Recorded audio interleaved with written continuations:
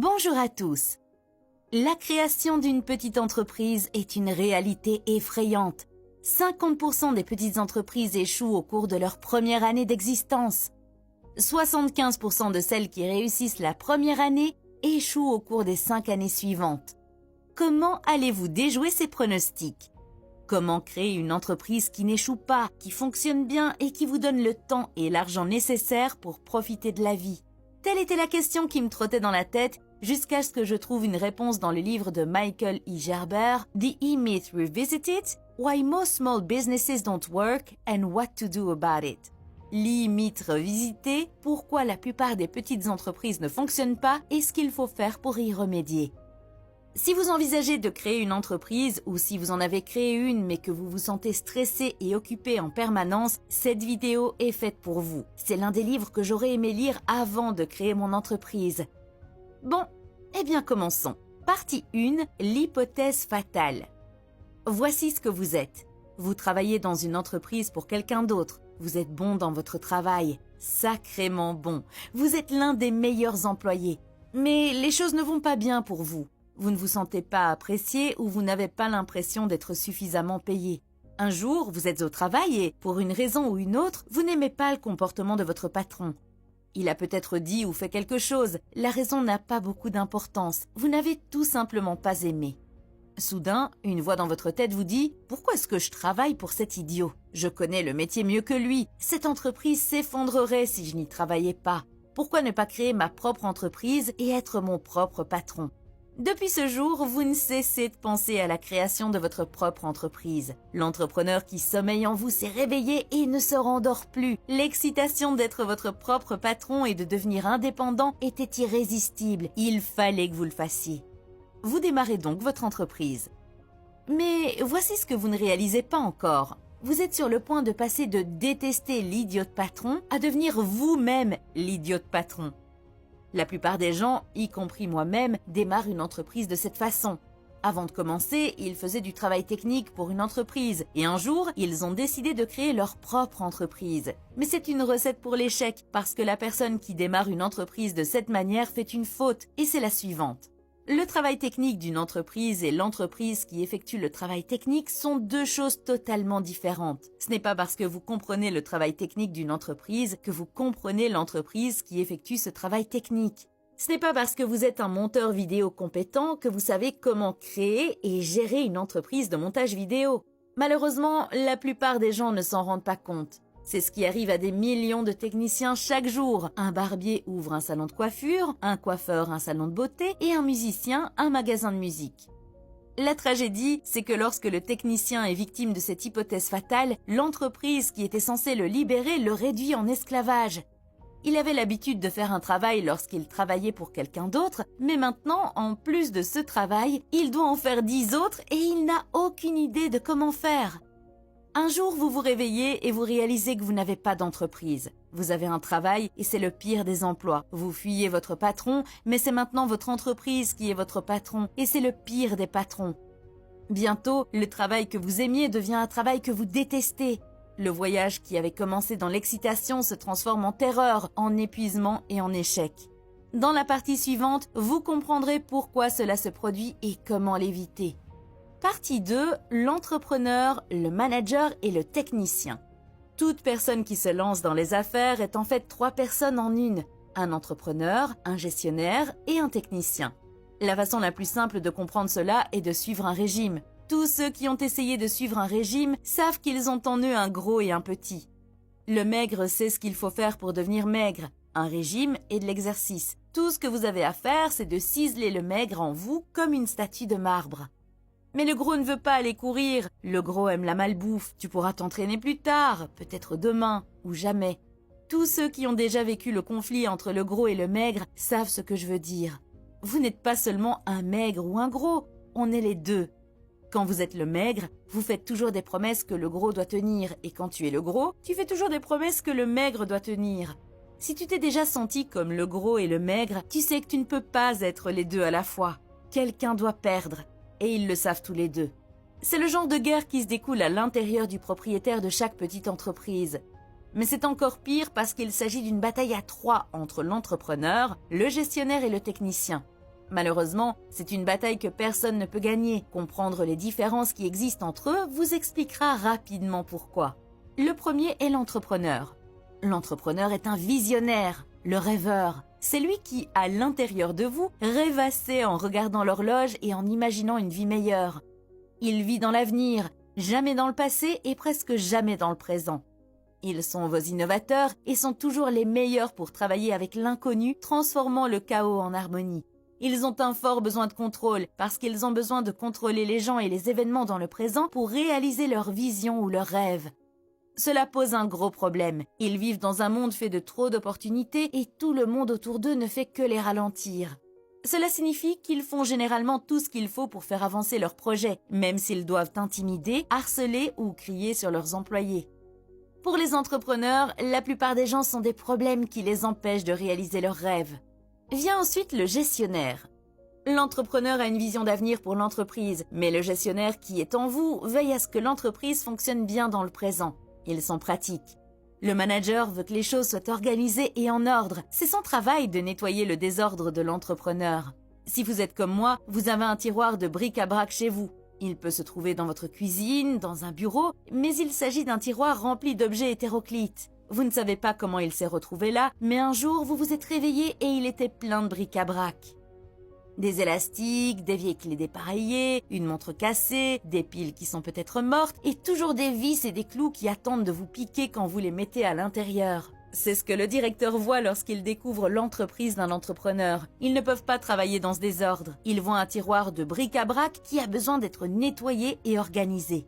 Au lieu de tout ranger dans un tiroir ou de faire des piles, le directeur se met au travail avec une étiqueteuse. Chaque chose a une place et doit être remise à sa place. Les clés sont sur un porte-clés, les vis et les clous sont dans des bacs en plastique étiquetés vis et clous, les piles sont testées, puis jetées si elles sont hors d'usage ou placées dans des bacs clairement étiquetés en fonction de leur taille.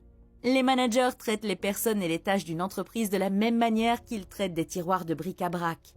Ils mettent en place une structure, ils prévoient les problèmes à venir, chacun a sa place et son travail à faire, et ils veillent à ce que cela se produise. Le technicien. Si vous regardez cette vidéo et que vous voulez quitter votre emploi, vous êtes un technicien. Si vous vous êtes déjà dit, si vous voulez que ce soit bien fait, faites-le vous-même, vous êtes un technicien.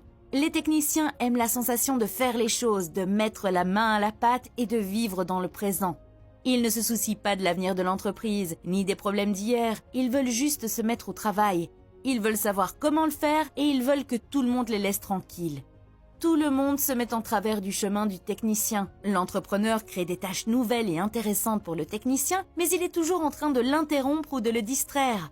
Le directeur est également un problème parce qu'il veut que les techniciens fassent partie de son système. S'il n'en tenait qu'aux techniciens, il irait travailler tous les jours et ne s'inquiéterait jamais de l'avenir. Mais c'est la pire des mentalités si l'on veut qu'une entreprise survive pendant de nombreuses années. Dans votre vie, vous pouvez probablement voir ces trois personnages en action. Vous pouvez voir comment une partie de vous a besoin d'ordre, tandis qu'une autre partie de vous rêve de l'avenir. Vous pouvez voir comment une autre partie de vous ne supporte pas l'oisiveté et se lance dans le travail en se sentant coupable de ne pas faire quelque chose tout le temps. Pour résumer cette partie, il y a trois personnes en vous. L'entrepreneur, le manager et le technicien. L'entrepreneur rêve, le manager s'inquiète de tout et le technicien fait le travail. Partie 3. Les trois phases d'une entreprise. Les entreprises se développent tout comme les personnes. Elles passent par trois stades, la petite enfance, l'adolescence et la maturité. L'enfance, la phase du technicien. C'est ainsi que la plupart des entreprises démarrent, sous la forme d'entreprises dirigées par des techniciens. Vous êtes enfin libéré du patron. C'est un début excitant qui va devenir épuisant. Vous allez devenir un maître jongleur. Chaque jour, vous jonglerez avec des balles en l'air pour effectuer toutes les tâches de votre entreprise. L'une d'entre elles consiste à gérer l'argent de l'entreprise, l'autre à vendre vos produits et services, tout en jonglant avec la publicité, le marketing, les frais juridiques et les impôts. Dans la phase de démarrage, vous ne faites que travailler, travailler et encore travailler. Les heures sont longues, vous pouvez travailler de 12 à 14 heures par jour. Vous travaillez tous les jours, 7 jours sur 7. Même à la maison, vous travaillez. Vous vous investissez totalement dans votre entreprise. Mais il y a un gros problème. Il y a plus de travail que vous ne pouvez en supporter. Vous travaillez plus dur, vous consacrez plus de temps, mais vous n'arrivez pas à jongler avec tout. Les balles commencent à tomber et à toucher le sol. On ne peut pas travailler aussi dur tout seul. L'enfance se termine lorsque le propriétaire se rend compte que l'entreprise ne peut pas continuer à fonctionner comme elle l'a fait jusqu'à présent. Pour survivre, elle devra changer. C'est à ce moment-là, lorsque la réalité s'impose, que la plupart des entreprises échouent. Le technicien ferme les portes et s'en va. Les autres passent à l'adolescence. Adolescence, la phase du manager. C'est le moment où vous décidez enfin d'obtenir de l'aide pour votre entreprise. Toute entreprise qui perdure doit passer par la phase d'adolescence. Tout chef d'entreprise qui survit a besoin d'aide. Quel type d'aide reçoit un technicien surchargé? De l'aide technique. Quelqu'un qui peut faire le travail qui n'est pas fait et qui est généralement le travail que vous n'aimez pas faire. Si vous aimez la vente, vous faites appel à quelqu'un pour construire le produit. Si vous aimez la production, vous ferez appel à un vendeur. Si vous ne savez pas à qui faire appel, c'est généralement à un comptable. Car la plupart des propriétaires de petites entreprises détestent la comptabilité. Vous embauchez donc votre premier employé, Harry. Harry connaît la comptabilité. C'est un travailleur expérimenté. Harry calcule des chiffres depuis plus longtemps que vous. Il a travaillé toute sa vie dans des entreprises comme la vôtre. Et maintenant, Harry va découvrir le secret le plus profond que vous avez caché. Il va bientôt découvrir que vous ne savez pas ce que vous faites. Le premier jour de travail, Harry s'occupe de vos comptes. Il examine la montagne de feuilles de calcul, d'imprimés et de documents que vous lui avez remis. En un instant, vous vous rendez compte que vous n'avez plus à faire ce travail. Vous n'avez plus besoin de faire ce travail. Vous pouvez désormais être un gestionnaire et non plus un simple technicien. Quelques semaines plus tard, vous réalisez que Harry peut faire plus que de la comptabilité. Il peut répondre au téléphone, il peut travailler avec les clients, il peut mettre de l'ordre dans la vitrine, il peut faire un peu de tout. La vie devient plus facile avec Harry. Vous commencez à prendre des pauses déjeuner plus longues et vous vous détendez un peu. Mais il y a un problème. Vous laissez Harry prendre en charge des tâches au sein de votre entreprise au lieu de lui dire ce qu'il doit faire. C'est un jeu dangereux. Si vous ne dites pas à Harry ce qu'il doit faire, il fait les choses à sa manière. Cela signifie que votre entreprise est en train de passer lentement de la façon dont vous faisiez les choses à une entreprise nouvelle et méconnaissable. Harry a besoin de plus d'aide. Il embauche donc de nouveaux employés. Comme vous êtes très occupé à développer l'entreprise, ils répondent à Harry plutôt qu'à vous. Vous continuez ainsi parce que cela vous permet de faire ce que vous aimez, jusqu'à ce que des problèmes surgissent. Les erreurs commencent à s'accumuler. Des clients mécontents commencent à se plaindre que les choses ne sont plus ce qu'elles étaient. Les délais ne sont pas respectés. Cette mauvaise gestion commence à faire des ravages. Vous commencez à réaliser que personne ne se soucie de votre entreprise comme vous le faites. Vous commencez à réaliser que vous n'auriez jamais dû faire confiance à Harry. Vous n'auriez jamais dû faire confiance à personne. Vous auriez dû faire preuve de plus de discernement. Alors que les balles continuent de tomber à un rythme effréné, vous réalisez que personne n'est prêt à travailler aussi dur que vous. Personne n'est prêt à travailler aussi dur que vous. Personne n'a votre jugement, votre capacité, votre désir ou votre intérêt. Si vous voulez que les choses soient bien faites, c'est vous qui devrez le faire. Si vous entrez dans une entreprise d'adolescents, vous trouverez un propriétaire très occupé. Il essaie de tout faire, même s'il paie des employés pour le faire. Plus le propriétaire en fait, moins les travailleurs en font, parce qu'ils ne savent pas comment faire autrement. Toute entreprise adolescente atteint un point où elle dépasse la zone de confort de son propriétaire. Vous perdez le contrôle de votre entreprise et ne pouvez même plus gérer votre Harry. Quand Harry est arrivé, vous lui avez jeté des choses et vous vous êtes enfui, mais Harry a aussi des besoins. Il a besoin de plus de directives. Il doit savoir pourquoi il fait ce qu'il fait. Il doit savoir où va l'entreprise et quelle est la stratégie globale. Si vous ne pouvez pas gérer Harry, comment allez-vous vous développer? Au lieu de développer l'entreprise, vous direz « Oubliez ça, nous reviendrons à l'ancienne façon de faire quand il n'y avait que vous et vous seul. Nous n'aurons plus à nous préoccuper de tous ces employés et de toutes ces dépenses. » Vous réduisez donc la taille de votre entreprise jusqu'à ce que vous vous sentiez à l'aise, mais vous ne vous rendez pas compte que vous êtes déjà passé par là. Vous avez déjà été petit et vous n'avez pas pu le faire. Vous réduisez donc la taille de l'entreprise dans laquelle vous vous sentez à l'aise. Tout va bien pendant un certain temps, mais un jour, vous vous réveillez et vous réalisez « Je ne veux plus faire ça !» Vous êtes allongé dans votre lit et n'avez pas l'énergie de vous lever. Vous vous tournez alors vers votre partenaire et lui dites « Je ne me sens pas bien, je pense que je suis malade, je n'ai pas envie d'aller travailler. » Et votre partenaire dit tout haut la vérité silencieuse. Mais si tu ne vas pas travailler, personne d'autre ne le fera. À ce moment précis, vous réalisez que vous n'êtes pas propriétaire d'une entreprise, vous avez un travail, et c'est le pire travail du monde. Parce que si vous prenez un congé de maladie, vous n'êtes pas payé. Si vous ne vous présentez pas aujourd'hui, personne ne fera le travail à votre place. Et vous ne pouvez vendre cette entreprise à personne, car vous ne feriez que leur vendre un travail que vous détestez. Lorsque le rêve disparaît, il ne reste plus que le travail. Vous vous demandez peut-être ce qui se passera si je ne me lance pas dans une petite entreprise et si je ne continue pas à la développer. eh bien vous finirez par vous autodétruire.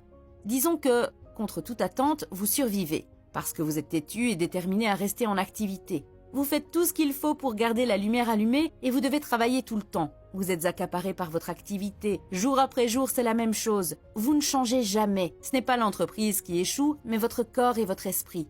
Vous tombez malade, vous vous blessez, mais vous continuez à travailler.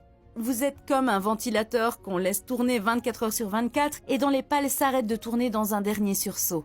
C'est ce que ressentent la plupart des propriétaires de petites entreprises aujourd'hui. Mais ce n'est pas une fatalité, il existe une meilleure solution. Jusqu'à présent, nous avons décrit les problèmes qui sont à l'origine de l'échec de la plupart des petites entreprises. Dans la suite de la vidéo, nous parlerons des solutions. Cela commence par la phase de maturité. Maturité, comment créer une entreprise qui n'échoue pas? Il n'est pas garanti que toutes les entreprises qui passent par l'enfance et l'adolescence atteignent la maturité. Si vous avez de la chance, vous atteindrez peut-être ce stade, mais voici l'essentiel. La maturité n'est pas le résultat final des 2 phases précédentes. Vous pouvez la sauter et commencer par une entreprise mature dès le premier jour. Oui, vous avez bien entendu, vous pouvez devenir une entreprise mature dès le premier jour. Des entreprises célèbres telles que McDonald's, Disney, IBM et Apple ne sont pas devenues des entreprises matures, elles ont commencé comme des entreprises matures. Une entreprise peut démarrer comme une entreprise mature si l'entrepreneur a une perspective entrepreneuriale. Permettez-moi d'expliquer cette perspective à l'aide d'un exemple. Tom Watson d'IBM déclare « Dès le début, j'avais une idée précise de ce à quoi ressemblerait l'entreprise une fois qu'elle serait achevée. J'avais en tête un modèle de ce à quoi elle ressemblerait, un rêve, une image. Puis j'ai réalisé que si nous n'agissions pas de la sorte dès le début, nous n'y arriverions jamais. IBM devait agir comme une grande entreprise avant de devenir une grande entreprise. » La perspective entrepreneuriale pose la même question que Tom Watson d'IBM. Comment l'entreprise doit-elle fonctionner? Du point de vue de l'entrepreneur, l'entreprise est le produit et non pas le produit fabriqué par l'entreprise. Cela ne signifie pas que l'entrepreneur ne se préoccupe pas du produit. Il s'en préoccupe, mais il a une approche plus holistique. Voici en quoi les perspectives du technicien et de l'entrepreneur diffèrent. L'entrepreneur considère l'entreprise comme un système. Elle produit des résultats pour le client. Le technicien voit l'entreprise comme un endroit où il peut travailler pour lui faire gagner de l'argent. L'entrepreneur commence par avoir une vision claire et travaille ensuite à rebours pour faire de cette vision une réalité. Le technicien n'a pas de vision, il a juste du travail à faire et de l'argent à gagner aujourd'hui. L'entrepreneur voit l'entreprise à travers les yeux de son client. Le technicien voit l'entreprise à travers ses propres yeux. Pour l'entrepreneur, un nouveau client est une nouvelle opportunité. Pour le technicien, un nouveau client est un problème parce qu'il signifie plus de travail. Voici ce qu'il en est. On ne peut pas enseigner la perspective entrepreneuriale à un technicien. N'essayez même pas. Ce dont vous avez besoin, c'est d'un modèle d'entreprise qui permette à l'entrepreneur qui sommeille en vous de faire ce qu'il y a à faire. En même temps, ce modèle d'entreprise doit répondre aux besoins du technicien et du gestionnaire. Un modèle d'entreprise qui répond aux besoins des 3 parties s'appelle un prototype de franchise. Dans la partie suivante, j'expliquerai ce modèle d'entreprise en détail. Partie 4. Modèle de prototype de franchise. La façon la plus simple de comprendre ce modèle d'entreprise est de regarder McDonald's. Gardez à l'esprit que je ne vous dis pas de vous lancer dans la vente de hamburgers. Nous parlons ici de leur modèle d'entreprise. On peut dire beaucoup de choses sur McDonald's. Vous pouvez dire que leur nourriture n'est pas saine. Vous pouvez dire que les gens ne devraient pas manger de la malbouffe. Mais ce que vous ne pouvez pas dire, c'est qu'ils ne tiennent pas leurs promesses parce qu'ils le font. Leur système fonctionne comme une montre suisse. C'est parce que chaque étape de l'entreprise a été testée, ajustée et améliorée jusqu'à ce qu'elle puisse être copiée dans chaque restaurant McDonald's. La nourriture est préparée et servie de la même manière que dans les autres restaurants. La nourriture est préparée et servie de la même manière dans le monde entier. Les galettes de viande surgelée ont la même taille et la même forme. Les cornichons sont placés sur les petits pains selon le même schéma afin qu'ils ne glissent pas du sandwich. Les frites sont maintenues au chaud pendant 7 minutes avant d'être détrempées et les plats sont servis aux clients en 60 secondes ou moins. En fait, chaque problème a été étudié, documenté et systématisé de telle sorte que n'importe quel jeune de 18 ans puisse faire le travail. Comment créer un tel système dans votre entreprise? Tout d'abord, vous devez changer votre point de vue sur ce qu'est une entreprise. Le problème n'est pas votre entreprise, il ne l'a jamais été. Le problème, c'est vous. C'est vous qui l'avez toujours été et qui le serez toujours. Rien ne changera tant que vous n'aurez pas changé votre point de vue sur ce qu'est une entreprise et sur la manière dont elle fonctionne. Deuxièmement, chaque jour doit être consacré à travailler sur votre entreprise et non dans votre entreprise. Voyez votre entreprise comme un produit sur une étagère. Voyez-la comme une machine dont les pièces sont reliées entre elles et posez-vous la question: comment faire en sorte que mon entreprise fonctionne sans moi? Comment faire en sorte que mes collaborateurs travaillent sans que j'intervienne en permanence? Comment puis-je systématiser mon entreprise de telle sorte qu'elle puisse être reproduite 5000 fois et que la 5001e unité fonctionne aussi bien que la première? Prétendez que vous allez franchiser votre entreprise. Faites comme si votre entreprise était un modèle que vous copierez et créerez 5000 autres entreprises comme elle. Pas presque comme elle, mais exactement comme elle, des clones parfaits.